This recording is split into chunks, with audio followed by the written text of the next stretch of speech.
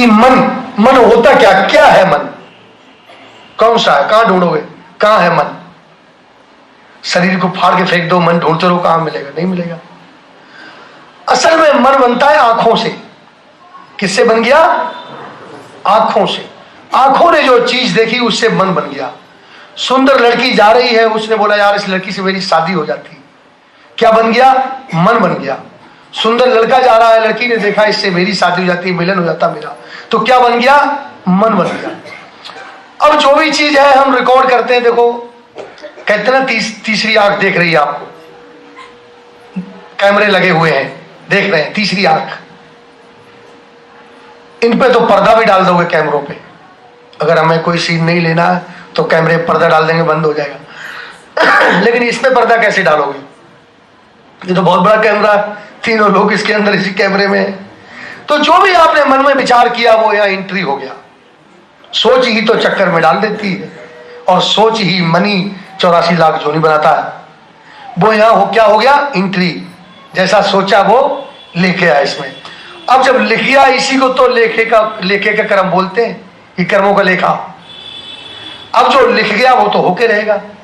अब उसने बोला मुझे लड़की मिल जाती, लड़की ने बोला मुझे लड़का मिल जाता, अब उनसे मिलन होगा, जरूर होगा, क्योंकि एंट्री हो चुका है। अब संक्षेप में इतने कार्य पीछे पड़े हुए, वो तुम्हारे पूरे नहीं हो पा रहे, कर्म इतने भी करने, वो काम ही पूरे नहीं हो पा रहे। शायद इस जन्म में मिलन नहीं हो पाया, चले गए, नहीं हो पाया मिलन। हो सकता अगले जन्म में मिलन हो, अगले जन्म में पिछले बहुत कार्य रह गए थे जो पूरे नहीं हो पाए, अगले जन्म में भी मिलन नहीं हो पाया। हो सकता तीसरे जन्म में मिलन हो। अब तीसरे जन्म में मिलन हुआ तो शरीर थोड़ी वो होंगे, शरीर तो चले गए। वो शरीर की सुंदरता पर मरे थे, वो तो चला गया। हो सकता आप सांप सांपनी के रूप में आए, या किसके रूप में आए, आत्मा वो ही होगी, आत्मा तो वो ही होगी, शरीर वो नहीं होगा। ये इसी से बनती 84 लाख जोनी। ये मन का भ्रम होता, मन करवाता सारे काम, जो मन करवाता। इसीलिए संत क्या करते हैं, सदगुरु क्या करता, मन को ही ले लेता, कहे ये मन तुझे फंसा देगा, तू ये मुझे दे दे, तन मन धन, ये तेरे फंसाने वाले कार्य हैं, ये तुझे फंसा देंगे, ये पहले मुझे दे। तन मन धन परमात्मा की देन है। और जब तक ये हवाले नहीं करोगे बात बनने वाली नहीं। वो उसमें कथा आती, भागवत में एक कथा आती है कि राजा परीक्षित गया था व्यास जी, ऋषि व्यास जी के पास, बोले मुझे ब्रह्म ज्ञान चाहिए। तो व्यास जी ने बोला राजा परीक्षित ब्रह्म ज्ञान तो मिल जाएगा, लेकिन तन मन धन ये पहले मेरे हवाले करो। राजा परीक्षित ने बोला अच्छा, सोचता रहा, फिर बोला ठीक है कर देता हूं हवाले। तो बोले तन से मैं आपके साथ हूं, आप जैसा करवाओगे वैसा करूंगा, सदगुरु है आप, धन की कमी नहीं है, राजा हूं, जितना मर्जी धन ले लो, सब आपके हवाले। बीच में उसने एक छोड़ दिया, मन। व्यास जी बोले कि मन तो तेरे दुख का कारण है, मन तो दे मुझे। बोला कोई नहीं, मन तो मैं करता रहूं सही काम, आप जो कहोगे वो करता रहूंगा, चिंता को करते हो। बोले नहीं, मन को हवाले कर, ऐसे नहीं, मन तो तुझे हवाले करना पड़ेगा। सही बहुत अगड़म बगड़म करता रहा इधर उधर की बात, लेकिन वो मन उसने हवाले किया नहीं। व्यास जी ने बोला ऐसा है राजा परीक्षित, मन दुखों का कारण है, जब तक तू मन नहीं हवाले करेगा बात नहीं बनेगी।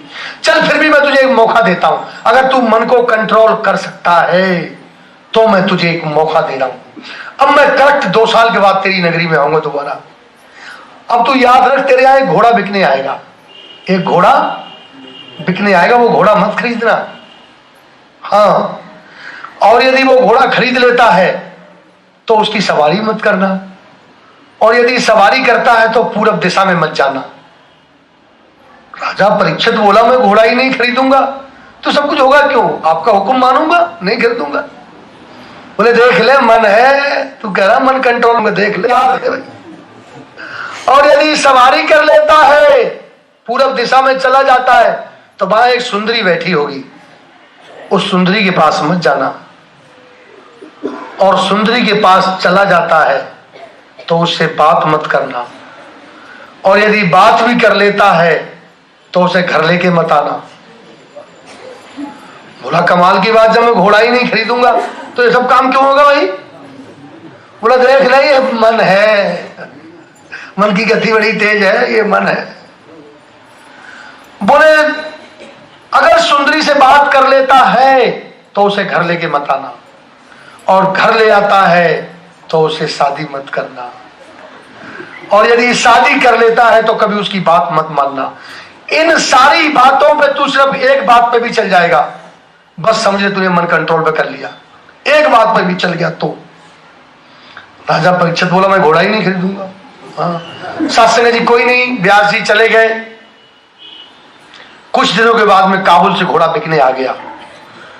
बोले बहुत अच्छा घोड़ा, आलीशान घोड़ा, काबुल का घोड़ा मशहूर होते हैं। सत्संग जी मंत्रियों ने सबने भड़का दिया राजा को कि अरे महाराज क्या घोड़ा है, देखोगे तो हैरान हो जाओगे। सत्संग जबरदस्ती ले आए, राजा को घोड़ा दिखा दिया। राजा ने देखा घोड़ा तो ठीक है, लेकिन गुरुजी ने कहा घोड़ा खरीदता है तो सवारी मत करना। खरीद लेते हैं और क्या, सवारी नहीं करेंगे। हाँ, खरीद लिया घोड़ा, खरीद लिया। वो मंत्रीगण बोले अरे महाराज खरीदा तो खरीदा किस लिए, आपके लिए तो है, बैठो तो इस पे। बैठा दिया, बैठ गए। बोले चलो बैठ गए तो सवारी तो कर ही लेते, लेकिन पूरब दिशा में नहीं जाएंगे। अब जब बैठे घोड़ा चला तो मन नहीं माना, बोले चलते हैं पूरब दिशा में, देखते हैं होगी सुंदरी मुंदरी नहीं लाएंगे घर और क्या। पूरब दिशा में ही चला गया, वहां सुंदरी बैठी, देख के चक्कर में पड़ गया। इतनी सुंदर, इतनी सुंदरी, सोने जैसे बाल। जब वो उसके पास पहुंच गया तो वो सुंदरी ने अपना वही जाल बिछा दिया, माया थी वो तो। जब जाल बिछा दिया ये उससे बात करने लगा। पहले सोच रहा बात नहीं करूंगा, अब बात करने लगा तो अब सोचा चलो घर ले चलते हैं यार, शादी नहीं करेंगे, ऐसे ही रहेगी घर में। चलो वो ले भी आया, बस सबने मिलकर उसकी शादी भी करा दी, शादी भी हो गई। अब उसने सोचा यार सारे काम तो कर लिए हमने यार, एक भी बात पे नहीं चल पाए, अब इसकी बात नहीं मानेंगे। उन्होंने बोला था ना एक बात पे चल गया तब भी ठीक है, इसकी बात नहीं मानना, तो अब इसकी बात नहीं मानूंगा। चलो हो गई, रानी तो बनी गई, अब चलो जो होगी देखी जाएगी। सास नहीं कोई नहीं, टाइम साल खान टाइम पास हुआ, साल डेढ़ साल बीत गई। एक दिन वो रानी कहने लगी राजा से कि मुझे आपका बर्ताव, आपका रवैया, आपका शासन चलाना ये सब कुछ ठीक नहीं लगा, मुझे पसंद नहीं आया। राजा बोला कमाल की बात है, मेरे राज्य में प्रजा दुखी नहीं, सब कुछ ठीक चल रहा है, और तुम कह रही हो कि अच्छा नहीं लगा मुझे। क्या नहीं अच्छा, बताओ क्या कमी है। बोले नहीं इतने दिन हो गए, 2 साल होने वाले हैं, ना कोई हवन, ना कोई यज्ञ, ना कोई समागम, कुछ ऐसा तो दान पुण्य कोई ऐसा तुमने काम किया नहीं। संतों का यज्ञ कराओ, संतों का समागम कराओ, अच्छी बात हो, सत्संग जी कुछ पुण्य हो। अब वो राजा को बात अच्छी लगी। बोले यार ये तो बात अच्छी कह रही है, इसमें नहीं मानने वाली क्या बात है, बहुत बढ़िया बात समझा रही, धार्मिक बात समझा रही, ये काम तो करना चाहिए। उसने समागम का आयोजन कर दिया, समागम हुआ, बड़े बड़े संत आए, खूब बड़े बड़े संत आए, समागम हुआ। अब जब समागम चल रहा है तो लंगर चल रहा है, खाना खा रहे हैं, लंगर प्रसाद। राजा और रानी दोनों पंगतों में देखने आए, घूमने आए, देखने आए महापुरुषों को। महापुरुष खाना खा रहे हैं, बड़े बड़े ऋषि खाना खा रहे हैं। एक ऋषि थे, उनकी बड़ी बड़ी दाढ़ी थी, चेहरा काला सा था, भयंकर सा थे ऋषि। वो भोजन कर रहे थे, भोजन कर रहे थे, रानी साथ में थी, राजा परीक्षित साथ थे ही। रानी ने राजा से कहा राजन ये साधु नहीं है, स्वादु है। प्यार से कहिए, ये साधु नहीं है, ये स्वादु है। राजा बोला क्या हुआ। बोला इसकी दृष्टि मेरी तरफ ठीक नहीं, इसकी नजर मेरी तरफ ठीक नहीं है। राजा को बहुत गुस्सा आई कि मेरी रानी की तरफ गलत नजर उठाने वाले का इतनी बड़ी जुर्रत। राजा ने फौरन तलवार निकाली और उसकी गर्दन काटने के लिए ऊपर उठा दी। बोला इसने मेरी रानी की तरफ देखा। जैसे ही तलवार निकाल के गर्दन काटनी चाहिए, पीछे से ऋषि व्यास जी आ गए, उन्होंने तलवार पकड़ ली। बोले राजन मैंने तुझसे कहा था कि मन हवाले कर दे, तूने मन हवाले नहीं किया और ना तू कंट्रोल कर पाया, तो मन तो कंट्रोल हो ही नहीं सकता। अभी तू ब्रह्म हत्या करने जा रहा था, ये माया थी, इसने अपना जाल बिछा दिया और तू उस माया के जाल में आ गया। तो मन जब तक तू सदगुरु के हवाले नहीं करेगा तब तक तू ज्ञान का अधिकारी नहीं बन सकता है। तो आओ सत्संग जी, मन जो है दुखों का कारण है।